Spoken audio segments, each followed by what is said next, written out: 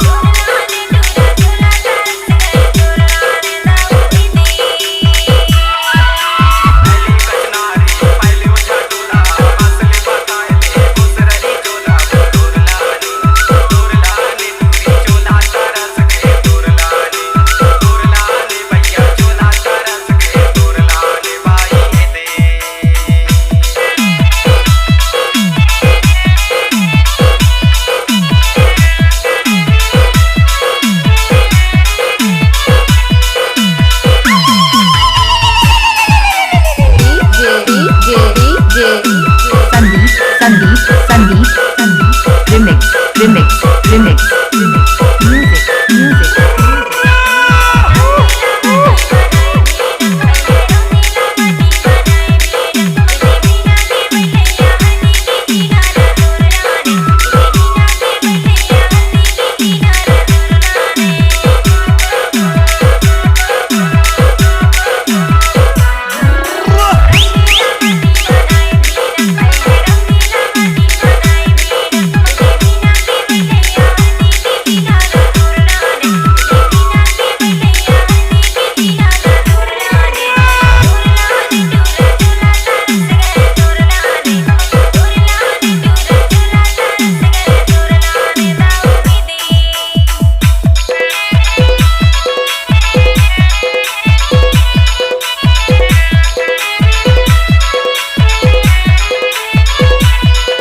बन कसले होगा आन तान बज तो चड्डी गिर जाही।